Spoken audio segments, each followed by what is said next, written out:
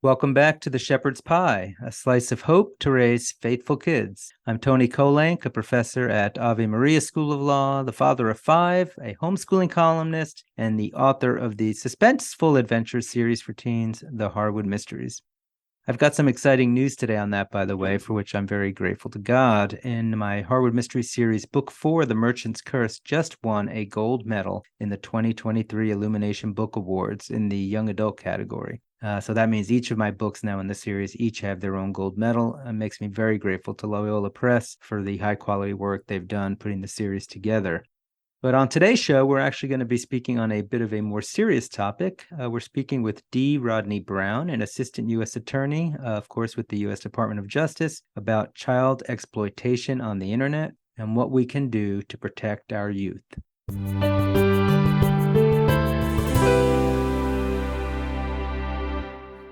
My guest today is D. Rodney Brown, an assistant United States attorney for the Middle District of Florida. As a federal prosecutor, he's tried dozens of criminal cases, including ones for drug trafficking, child sexual exploitation, and human trafficking. Interesting aside note on him, during Operation Iraqi Freedom, he actually deployed to Baghdad, Iraq, in a civilian capacity with the Department of Justice, where he assisted and advised the Iraqi High Tribunal in the investigation and prosecution of Saddam Hussein and other high-ranking regime members. So that's pretty cool. But since 2007, Rodney's been assigned to Project Safe Childhood, which is a DOJ initiative committed to the investigation and prosecution of child sexual predators. And he lectures frequently at the DOJ National Advocacy Center and other seminars and events on such topics as internet safety. He also happens to be a close personal friend of mine, and I'm very grateful, Rodney, to have you on the show today. Welcome. Thanks for having me, Tony, and I'm happy to spend some time today with you and your listeners. Wonderful. So, yeah, your background, and I only read a part of your bio, as you know. So maybe just talk a little bit about how you got into the law, into DOJ. Sure. I didn't grow up always wanting to be a lawyer. I actually grew up wanting to be a doctor and made a slow decision over a period of years when I was in college and sort of transitioned to being interested in the law and decided to go to the University of Florida. From the beginning of my law career, what I really wanted to do was try cases. As part of that, I became an associate in a law firm here in Jacksonville, which is a great firm, and really enjoyed my work there. But what I really wanted to do is get into court. I made an application to the Department of Justice. They were looking for a civil attorney at the time. It turns out that I did not get that job, but about a month later, they called me back and said, "We have a criminal position. Are you interested?" And I said, "Well, I am. Thank you very much." And over the course of the last almost 28 years as an AUSA, I've had a number of jury trials, many jury trials, lots and lots of investigative work with agencies such as the FBI, Homeland Security, Secret Service. For the past 15 plus years, have really sort of specialized in child sexual exploitation involving the internet. None of that had to do with you going to Iraq, though. What was that, just an extra duty they gave you? Well, I became interested in participating in some meaningful way through the Department of Justice, and the Department of Justice asked for volunteers to go over and assist in that investigation and the prosecution of Saddam and some of the other high-ranking regime members. And so I raised my hand once, and they picked somebody else, and I raised my hand again, and then they picked somebody else, and the third time I raised my hand, they picked me. And so it was a great experience going over, spending time with our military and other folks of all different agencies, other coalition countries, Australians, the Japanese, other coalition partners, and really had a fantastic experience and really got an up close view of some of the terrible things that Saddam Hussein did and the gratitude of the Iraqi people that we were there. You've been involved with a lot of pretty cool stuff, but a lot of pretty serious things. And I guess kind of moving into this idea of some of the child exploitation cases, tell us a little bit about just what types of cases, like what spectrum of cases are we talking about when you say you deal with child exploitation on the internet? There are a number of different types of cases that we see and investigations that we're called to assist in. There's, of course, child pornography. And so we see production cases, production of child pornography. We see distribution cases where individuals send it and receive it across the internet. We see possession cases as well. We also deal with cases involving children that are online and get approached by some person on the internet who is trying to either meet them for some illegal conduct or is trying to groom them or set them up for that. And so we work with a lot of those types of cases as well. And then I would say also we deal with cases involving cyber stalking on occasion, which sometimes involve child victims. And then we also deal with what are sextortion or extortion cases involving child victims as well. You said you originally wanted to do civil cases. I can't help but think, and I'm sure our listeners are probably thinking, wow, how are you able to work on these kinds of cases where I'm sure you are exposed to, some of the worst of humanity and some of the worst, victimization of our kids? That's got to be a tough job.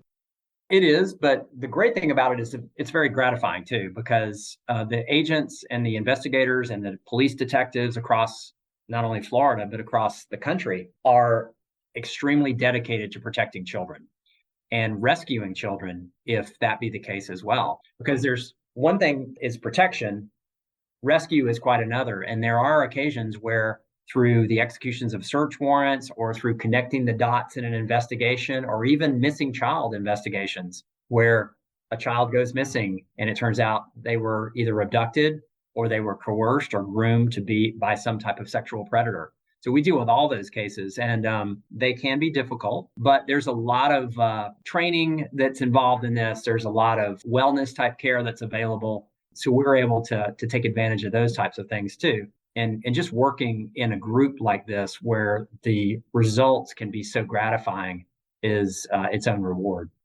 You mentioned some of these prosecutions, and some of our listeners might not have a real sense of what goes on in a prosecution of somebody that you catch who is trying to exploit children on the internet. Can you kind of give us maybe a thumbnail sketch of what if there is such a thing as a typical prosecution, what that might look like? Let's say, for example, and I know you and your listeners may be familiar with the National Center for Missing and Exploited Children. They receive tips from around the country and really, I guess, around the world from individual citizens just like you and me, or from companies like Google or Snapchat or Twitter, when there is some user on those networks that either have some type of child exploitative material that is being distributed or is posting messages that are indicative of child exploitative conduct. And when that happens, essentially the NCMEC, which is the acronym for the center, is able to process those, and they're able to essentially a lot of times geolocate where the source of those postings come from through IP addresses and other advanced technology. And so let's say, for example, if NCMEC receives a tip that comes from an IP address that geolocates here to Jacksonville, Florida, that's part of the investigation is trying to find out where the IP addresses are, then oftentimes what we'll do is then receive that tip. It'll be farmed out to the local FBI or the Homeland Security Investigations or the Jacksonville Sheriff's Office or some other law enforcement agency that we work closely with, and they're all of them here. And then through additional surveillance or other types of record searches or open source searches or subpoenas that we get for subscriber information, for telephone numbers and internet service and what have you, we can develop probable cause for a search warrant and then execute the search warrant that is the source of that posting. And then oftentimes we will find inside a person who is the source of that posting. And we also have the authority based on the search warrant to seize their media and then to search that media, looking for the fruits and instrumentalities of the offense. And so that's how a lot of cases begin. And then forensic examinations are done of those devices, whether they be smartphones or tablets. Many times there are child exploitative material on there. We find corroboration with the posting or the distribution of child pornography, and then that person can be charged in federal court. Wow. And what typical sentences would somebody expect to get if they either possessed child pornography or were actually trying to actively reach out and exploit a child through the internet? Well, without getting into the details of the sentencing, because that's a judicial branch function and judges are the ones who determine what the sentences are. But suffice to say, Congress has deemed it appropriate to treat violations that involve child sexual exploitation pretty seriously. And so prison time is frequently a result of a person who's found guilty of committing one of those offenses. All right, here we are. We're talking to parents and teachers. They're thinking about their kids on the internet. And a lot of times, we all know, okay, you got to be careful on the internet. I have a feeling it's a lot more dangerous out there than maybe some people really appreciate. So maybe kind of, if you could lay out for us what you see as some of the dangers that you've encountered with kids going on the internet. The thing about applications, which is the way we do business on the internet now, right? We still go to websites and such, but the average person's phone is going to have a bunch of applications on it that you can just press the icon and you're in it quickly. And that's very, very convenient. But what that also means is that in the hands of a child, they have almost instant access to things like, and these are not necessarily bad things, but uncontrolled, they can be without parental supervision. So things like YouTube, Instagram, Snapchat, Twitter are all separate and apart from child exploitation, are all often filled with adult content. And so to the extent that young children are being presented with that type of content, that's not a good thing. So talk about that real quick. I thought that those apps go out of their way to make sure they don't have that kind of content that would be considered pornography or things like that. I mean, I even know myself, if I'm on YouTube, I don't recall ever straying accidentally into something that I would consider shocking to see. So how is that going on? You probably have to ask the folks that operate and administer the apps, but there's no question that many of those apps have adult content, whether it's legal pornography. They do their best to eliminate child pornography. Many of the apps do. I know that a lot of them work very, very difficult, and hence they're the source of the cyber tips that I've mentioned before. They want to report these things, but adult content is legal. And so when children are exposed to it, there can be obviously ramifications to that. And many apps, I'm not saying all, but many apps are designed to facilitate an addiction to the app. They want people to use it. They get clicks, or there's monetization that's going on. And I'm not saying that's a bad thing. We live in a capitalistic society. But parents should know that those apps are designed to encourage use. So, and I think maybe one of your guests a few weeks ago talked about that apps are designed to facilitate or to encourage addiction. So that's something that parents should be aware of. All right. So even at this level, before we move into other dangers on the internet, what are some tips you might have to try to minimize even the risks that you're referring to right now? One of the things I would say is that be very careful putting a smartphone into the hands of a child.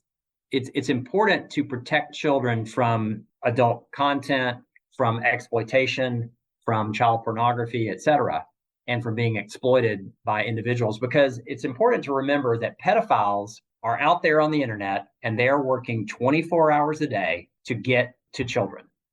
It's just a fact. And so they're working really hard to get your children. And so we as parents should be working hard to protect our children. And one of the ways we can do that is to not put a smartphone in the hand of a child who is not able to handle it. And we can't predict the future. Nobody has a crystal ball, but it's important to realize that every child is different. Some children might not be mature enough to have a smartphone until they become 15. Others, it might be younger. But I think we can all agree 3, 4, 5, 6-year-olds probably should not have a smartphone. You've already sort of strayed into the next area of questioning, I think, which is, like you said, predators who are actually actively trying to reach kids. And this is an area that maybe most of us don't know a lot about. So tell us a little bit about what we need to know in that area. There are applications that are out there that we've seen being exploited by individuals who have sexual interest in children. Snapchat, WhatsApp, Kik, Discord are just a few. And these particular applications are designed to have people communicate. But individuals with a sexual interest in children know that. And there are certain of these applications have various public chat rooms or public chat groups where people with a particular interest may meet. Like, say, for example, there may be a room that for kids that like to shoot BB guns. I'm just making that up. But there are also applications that have public chat rooms or groups. Sometimes they're public, sometimes they're private, that are designed specifically for people with particular sexual interests. And oftentimes those sexual interests involve children. So it's important to know that that's out there and to be able to sort of be aware of it so you can protect your children. One of the ways that that can be done is to really be careful about how mature the child is before you place the internet in the palm of their hand, but also to use particular parental controls to help protect the child. Things like timers, limiting the amount of time the child spends on the internet or has access to the phone, keeping it in a lockbox overnight or away from them overnight, never letting them use it in private space, like a bedroom with a closed door when mom and dad aren't around, things like that.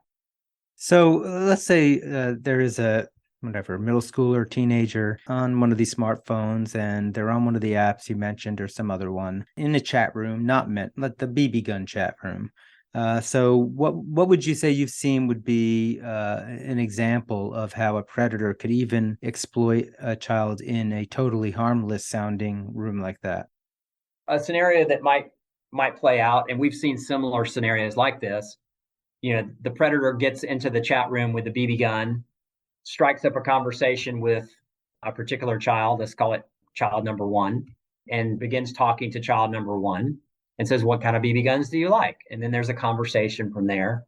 And then oftentimes the predator will then say, "Hey, have you ever tried the blank app?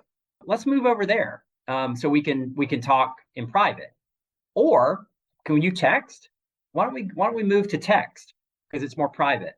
And then now you have the targeted child, or the predator has the targeted child now isolated in a private room where there are no administrators, there are no other individuals who really are interested in BB guns, and now the grooming has begun, and the child is now isolated in a one-on-one conversation after having been almost enticed into a friendship wherein they have something in common, that is BB guns.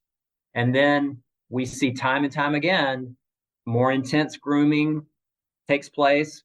Sex is often, or body imaging, or those types of things are often deployed by the predator to sort of break down the defenses to the child.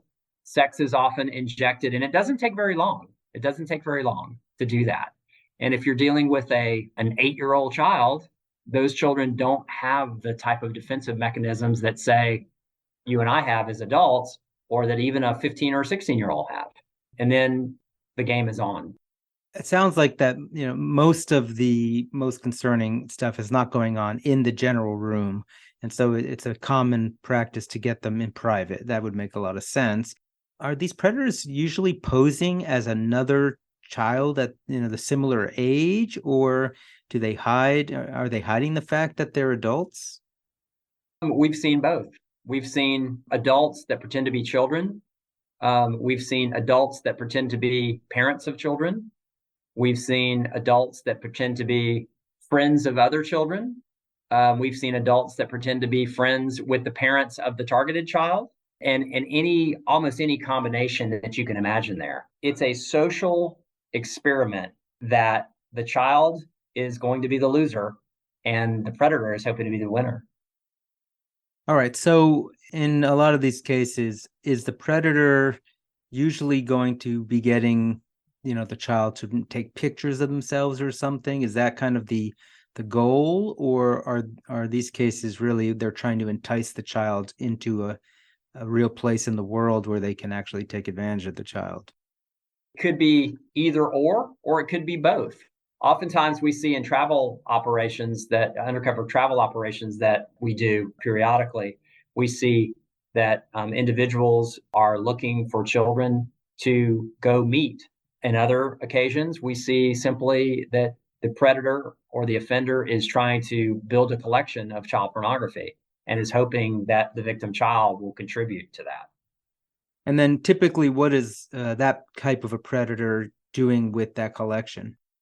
Good question. And it depends. It is oftentimes the subject of obviously personal gratification, but oftentimes also it is distributed to other individuals and traded for other child exploitative, child sexual abuse material. There's a lot of trading and distribution of child pornography that goes on the internet in various applications and various platforms. And essentially, the predator is trying to get currency to trade for other and maybe even better things, according to them. So the child who sends this picture, assuming they never wind up meeting these people in person, hopefully never, they might not even realize it that the picture they sent has now become part of this currency you're describing. That's right. But there are other twists on this theme, like, for example, which I mentioned before, sextortion, where a child may be coerced into providing some type of photograph that is private, inappropriate. And then once the offender has that, he may then use that as a bargaining tool or leverage to get additional photos from the child or videos of similar content. Or we've also seen just straight extortion where an offender will say, okay, I'm going to send this to all your friends, or I'm going to post it on whatever application or whatever website or on your Facebook page or what have you, unless you pay me $100 and give me your credit card number. That is common as well.